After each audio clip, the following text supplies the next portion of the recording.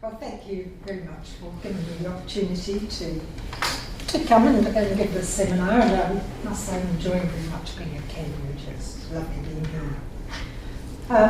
I know this is a commercial centre, and my interest in this subject of reversionary interests really grew out of a chapter that I wrote initially in a talks book on interests in goods, the talks relating to chattels, conversion and so on.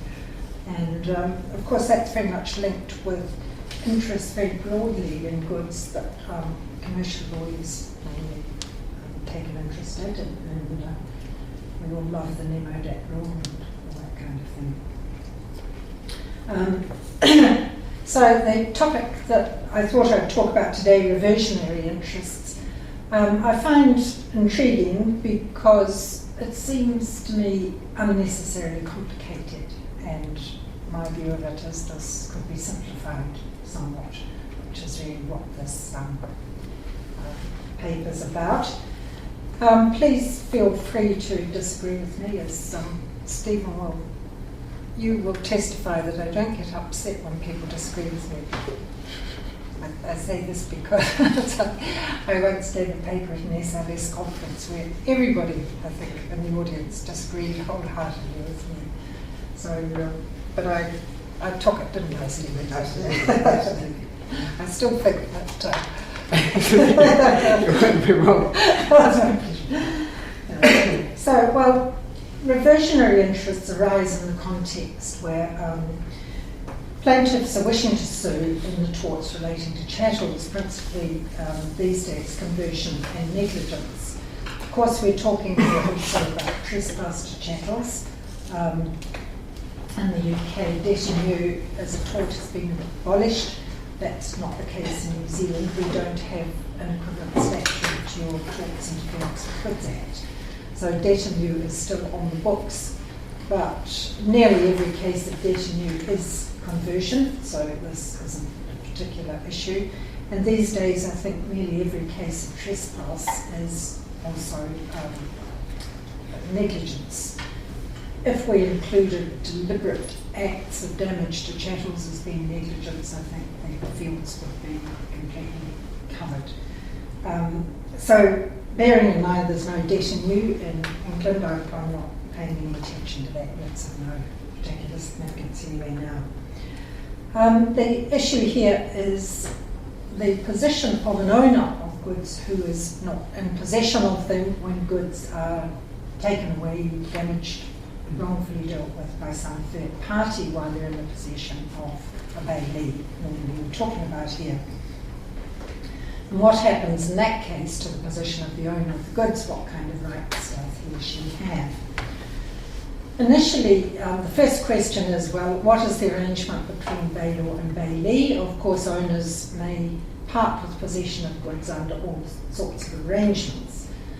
And we're familiar with the idea of bailments at will, in which a bailee must return the goods on demand to the bailor, and other bailments in which the bailor has no right to return the immediate return of the goods. So that's generally a matter of looking at the contract between the parties.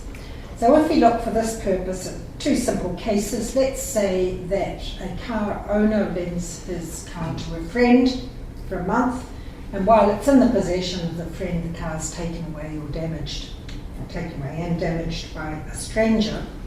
The law in that case will permit either the owner, the bailor, to sue the stranger in conversion or trespass or negligence. But if, let's suppose, the arrangement between the bailor and his friend was that the payment was a payment given of $1 by the friend to the bailor for the use of the car for a month. If the stranger removed the car, damaged it within that period of a month, the only person with the ability to sue in conversion or trespass or negligence, to sue the third party who took away or damaged the car, would be the friend, the bailee. The owner of the car would have no right whatever to sue in either of those torts. And the reason for this is that the law protects possession when it comes to issues of interests in goods that are the subject of those torts. So if the stranger takes the car away, keeps it, damages it, destroys it, if there's a contract between the owner and his friend, if the support of the arrangement, the bailment is supported by considerations such that the bailor wouldn't have any right to have possession of the car, then the only person who may sue the third party is the friend, the bailee. So in that case it hinges purely on the arrangement between the two parties. Now the bailee who sues for goods, for wrongful interference with goods, is entitled to recover the whole value of the goods or their loss of value if they're not completely destroyed or gone, regardless of whether or not the bailee has suffered any loss. So the position then, it's entirely in the hands of the bailee can sue and recover. Obviously if the bailee recovers more than his or her loss, the bailee will have to account to the bailor for the difference. The right of the bailee to sue, which in effect is affirming the position that possession is what these torts protect, is long established. It was once doubtful. There were some cases in the 19th century that didn't accept this. For example, in the case of Ruth and Wilson, there was a plaintiff who didn't own a horse but had been given possession of it for a night. He put it into a field where there was a problem with a fence. The neighbour had neglected to repair the fence and the horse fell and died. The plaintiff, the bailee, claimed the value of the horse, and the defendant, who had neglected the fence, objected, saying the bailee had no sufficient property to claim. The court there allowed the bailee to maintain the suit, not only because he was in possession of the horse, but also because he was potentially liable to the owner of it for having put the horse in an area that was possibly dangerous. So the court there was influenced by the fact that the bailee would be answerable to the bailor for any damage that happened to the horse, albeit that it may have been contributed to or caused by a third party. A later case followed that, Claridge and South Staffordshire, another case about horses, 19th century cases often are, was in that case delivered by its owner into the hands of an auctioneer for sale, was injured in consequence of being frightened by the defendant's steam car, which was driven at an excessive speed. Here the auctioneer was not liable to the owner of the horse. There was no fault on the part of the auctioneer. The fault was entirely that of the defendant who had the steam car. And it was held here that the auctioneer, as a bailee with no more than possession of the horse, could not claim against the steam car owner. It was argued that the auctioneer's possession was sufficient title for the action.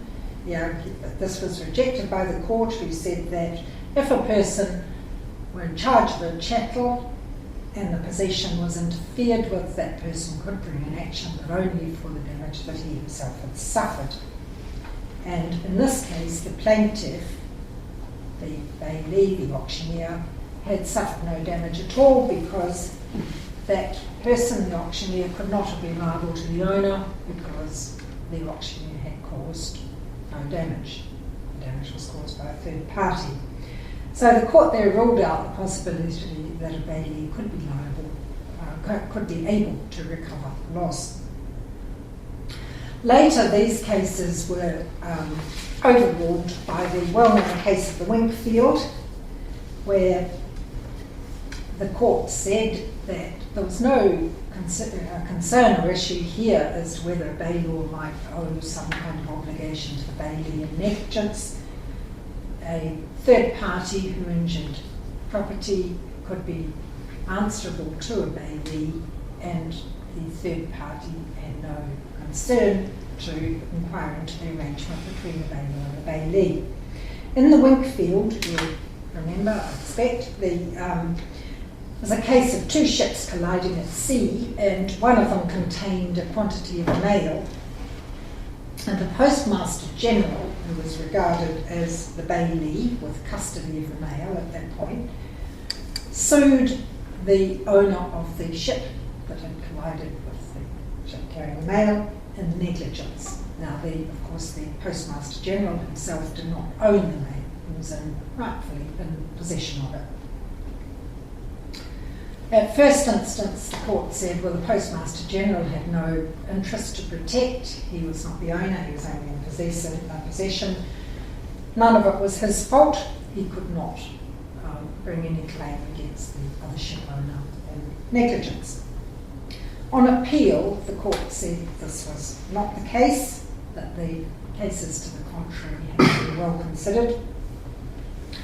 And the court reviewed the authorities there and supported the principle that possession was sufficient title to sue on the part of the bailee, and the relationship between the bailor or the bailee and the bailee was of no relevance at all to a third-party wrongdoer.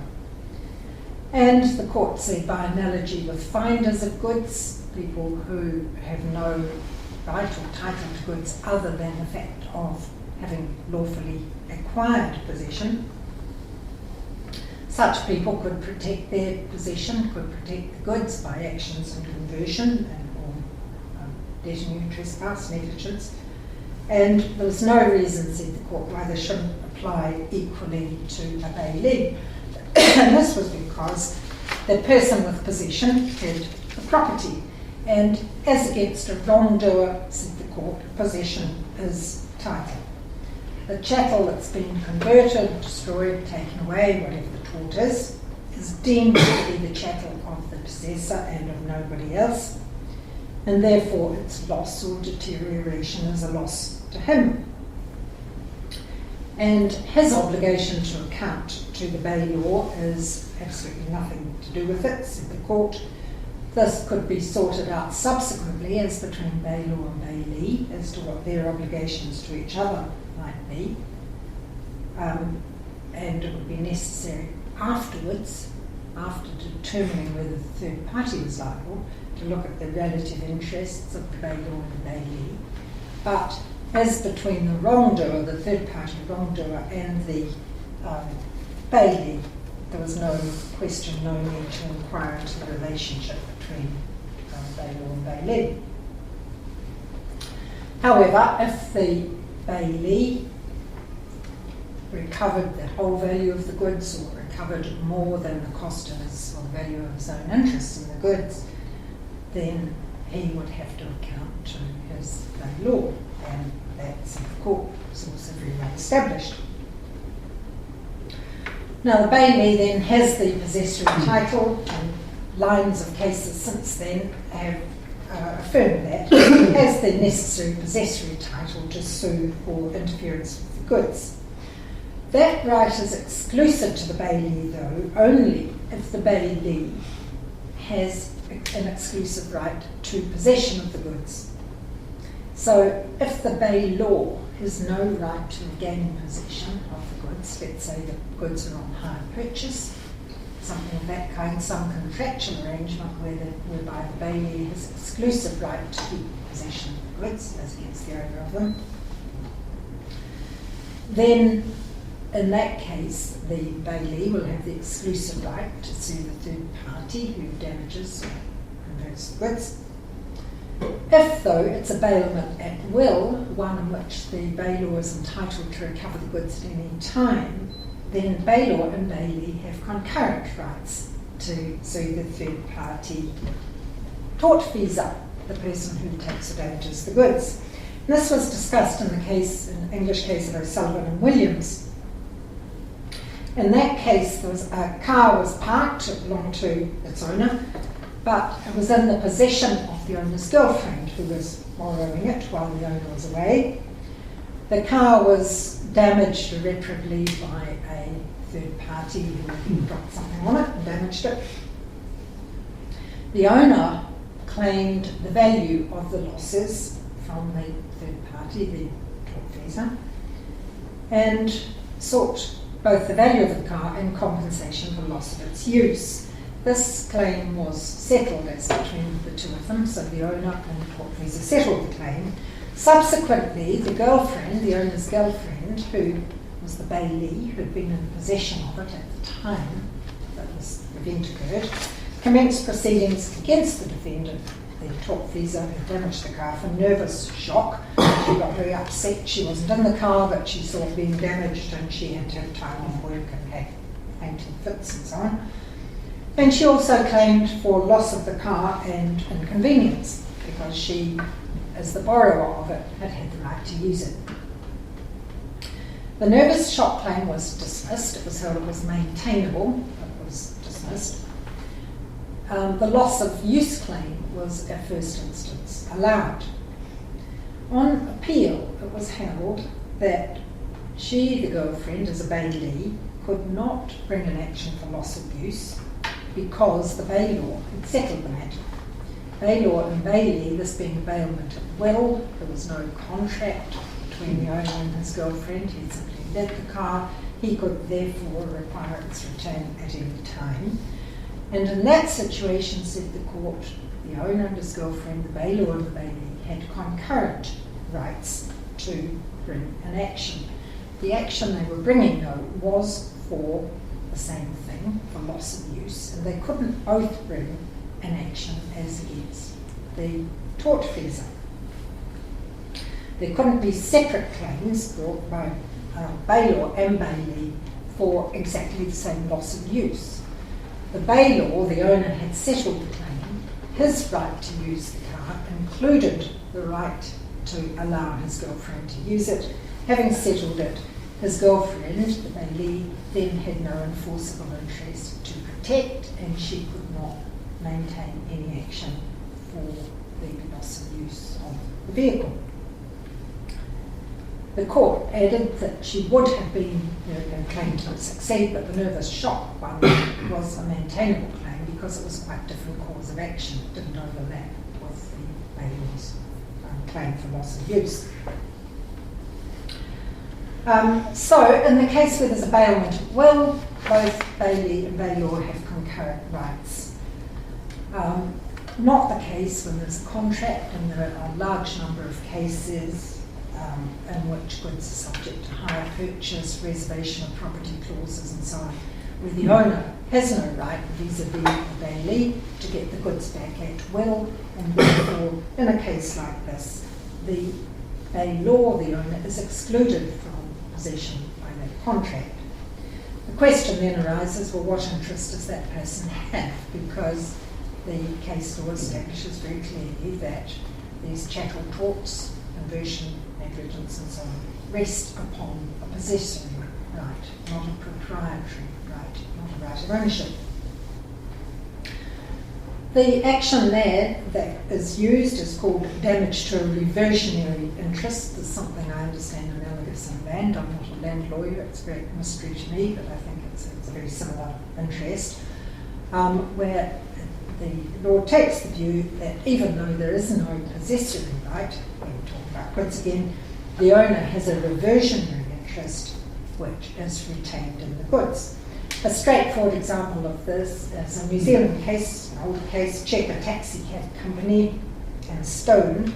In that case, a taxi which the driver had hired from its owner was damaged in a collision with a third party. It was held that the owner could not sue the third party in conversion or any of the torts, traditional torts, but could sue for any damage to his reversionary interest, any injury done to it while his own possessory right was suspended while the car was on hire. Now this distinction is an important one between a possessory and a reversionary interest in this case, particularly where the recovery of damages is in consideration.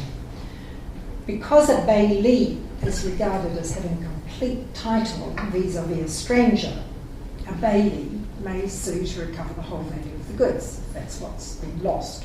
If somebody converts the goods, takes them away and doesn't bring them back, the bailee may recover the whole value of the goods, or whatever the damage might be to them, if it's not a complete removal of the goods. By contrast, the holder of a reversionary interest, the owner, can recover no more than his or her actual loss. This is illustrated in another New Zealand case, Cameron and Phelps. In that case, the owner of this was a case that went on the West Coast, Jeremy. I don't know if you've come across this case, but Justice Fogarty, who's a judge in New Zealand, considered that the wild West Coast might have rules of its own to some extent, but didn't affect the outcome of the case. They're the owner of a gold screening machine. There's a lot of gold mining goes on in that area. Had agreed to sell it to two purchasers for 10 ounces of gold, at the time worth about $6,000. And the contract contained a reservation of property clause whereby the owner was entitled to get the machine back if he wasn't paid. The purchasers allowed another pair of people to use it, and these people made considerable alterations to it and improved it. And eventually the gold mining undertaking fell apart, and the two people who had taken possession of the machine and improved it sold the machine for $30,000. They were aware that the owner, they were aware of the position of the owner, the existence and the contract between him and the people who had agreed to purchase it. So they sold it knowing that it belonged to somebody else in effect. But they themselves had spent money and time on improving the machine. The owner claimed in the district court, initially claiming the cost of the value of the machine, and the district court judge took the view that the owner had no more because there was a reservation of a property clause in the contract between the owner and the purchasers.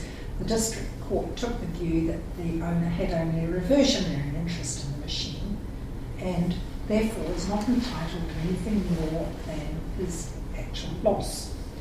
The argument being, well, the judge's view being that the owner's interest would be only a reversionary one because there was a reservation of property clauses between the owner and the purchaser.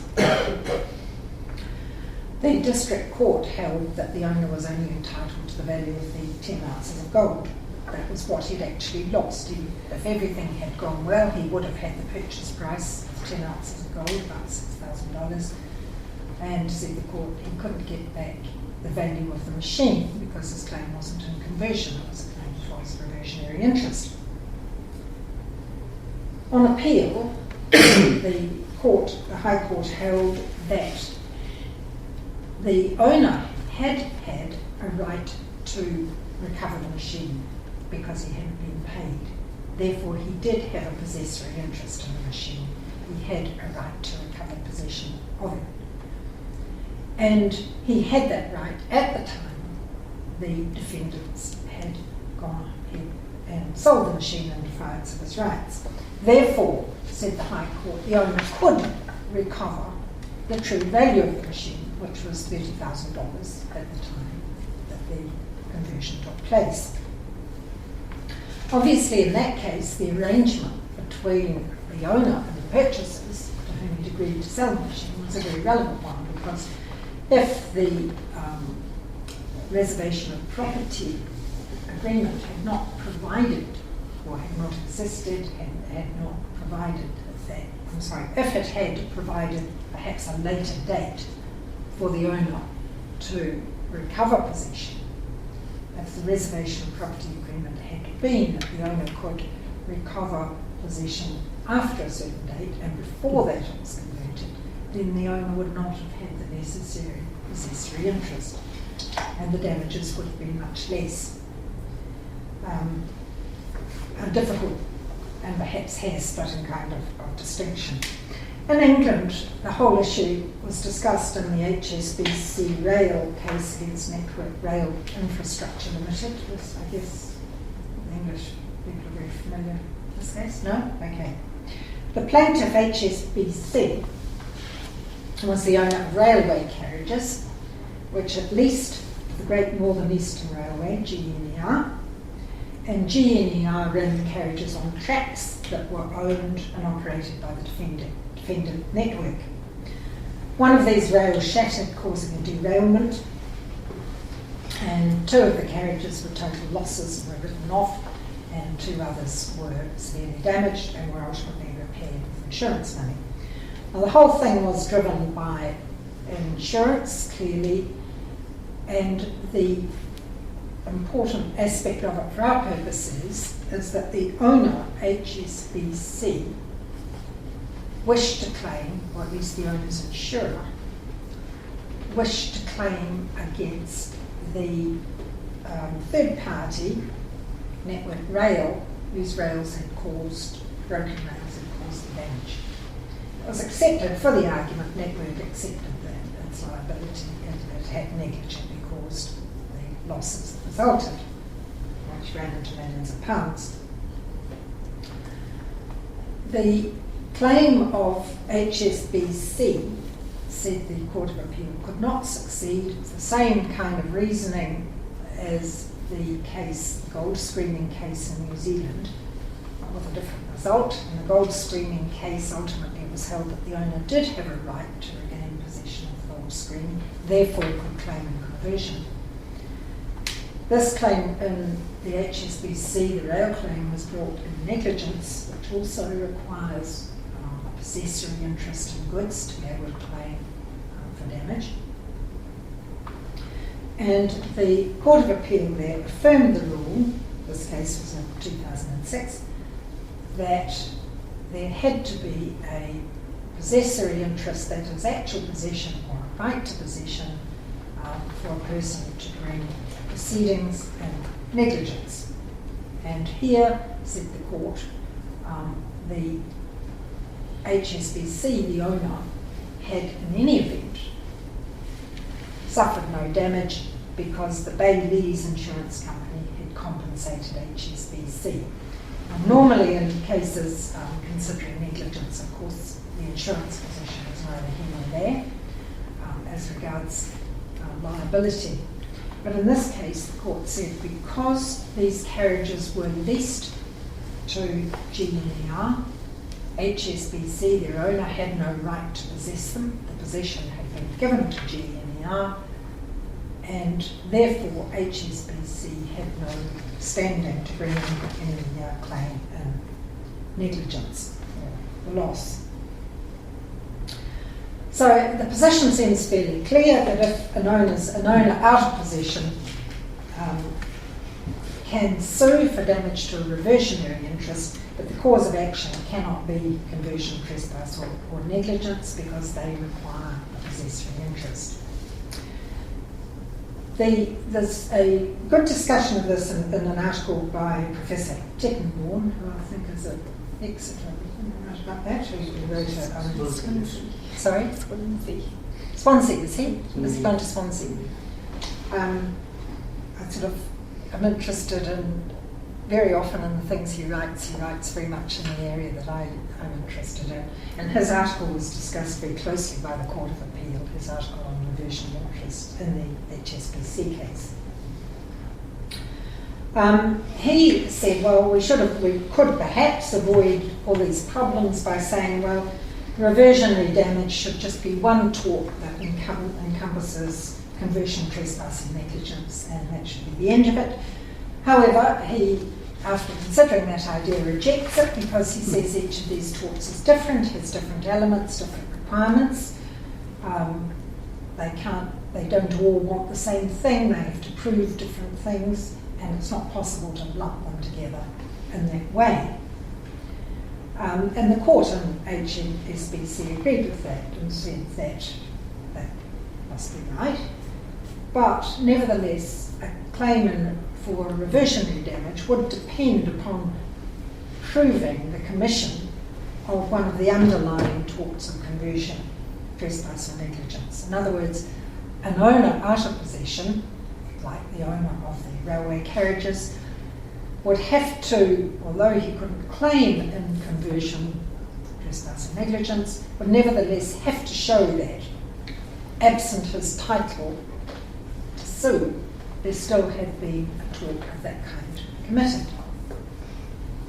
I think that is, for what it's worth, a bit questionable, because we have to bear in mind that an action for reversionary damage developed as an action on the case to get round the requirements of those existing torts.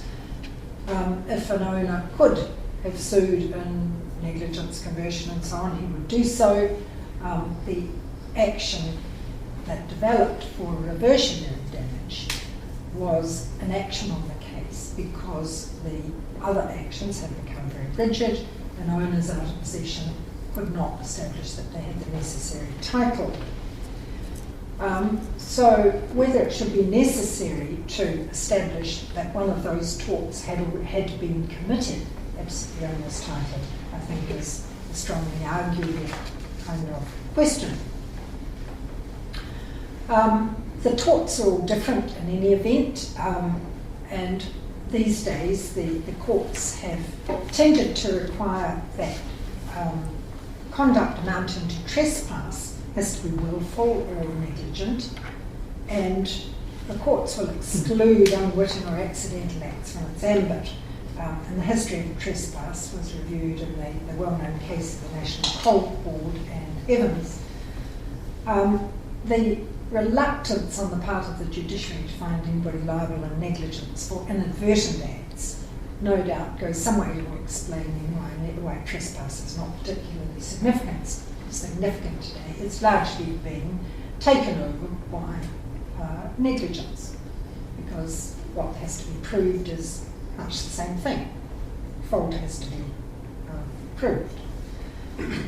Conversion developed because of the narrowness initially of trespass. Trespass initially required a direct, forcible physical interference with property.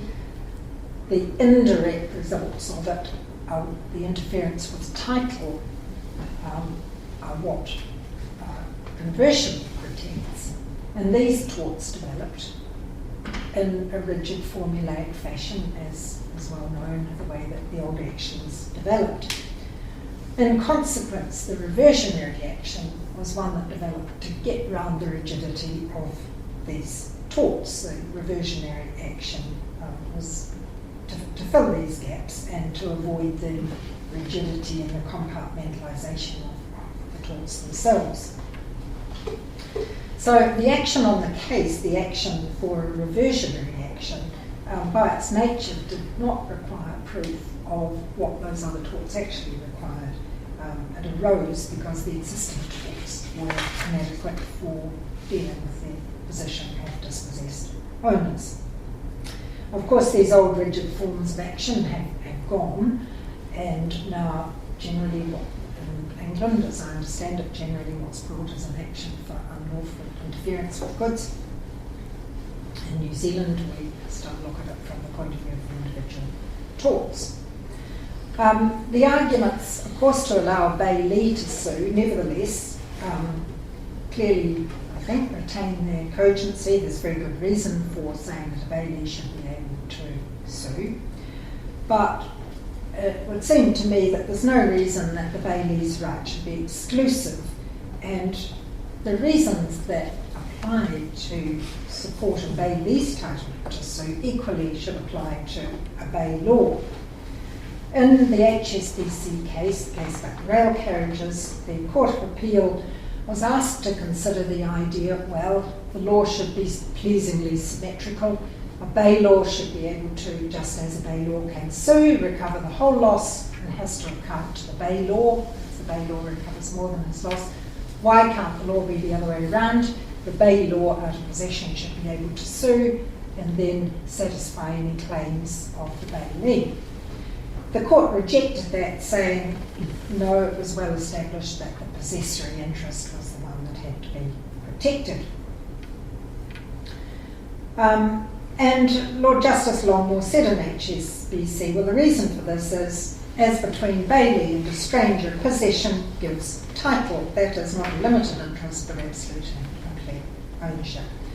Well, I think one can accept that, but the emphasis really is on the words as between bailee and stranger. And although the law allows, as between the bailee and stranger, the premise to be that the bailee has the complete title, I don't think it follows that the law then should say this means that the owner who's out of possession has no title at all. I don't think that follows as a matter of logic, and I don't see any really good principle now to support that. Rather, what we have is two interests, the owner, the proprietary interest, and the possessory interest, which subsist concurrently in the same goods. Each of those interests is a limited one. Neither party has the total incidence of ownership in his hands. The bailee can suffer, even if he suffered absolutely no loss, and the logic in refusing the bail is one that I think doesn't necessarily follow. That isn't a particularly new idea. 100 years ago, Salmond wrote, and he wrote an essay in 1905 in the Law Quarterly Review, a very interesting article on throw-up and conversion. And he said then, well, there might be some material differences between a present and reversionary interest, meaning a possessory and reversionary interest in goods. But he says it's irrelevant in respect to the nature of the injury committed, and if a reversionary owner can show he's been deprived of his property by the unlawful interference of the defendant, he has a good cause of action, and there's no subsisting reason why we should call a wrong so suffered by him by any other name than that of conversion. In other words, Salmond's view is that the owner of the right possession should be able to sue for conversion of his proprietary right. That view was endorsed by the Law Reform Committee in 1971. Its report, which it produced before the 1977 Act was passed. The Law Reform Committee there said that they agreed with Salmond's view and considered that the remedy for wrongful interference should be open not only to a plaintiff who had at the material time actual possession or an immediate right to possession of the chattel, but also to a plaintiff who claims any other interest, where the present future, possessory or proprietary, not being an equitable interest in the chattel, provided he can show damage.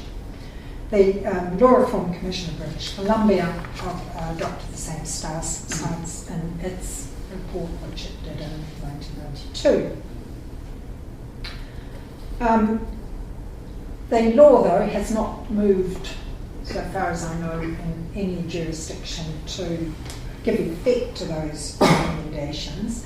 And of course, the recent cases we've had, the HSBC case in England and the Cameron Fox case in New Zealand, confirmed the original position as being that an owner with no possessory interest at all in goods cannot claim in conversion or negligence.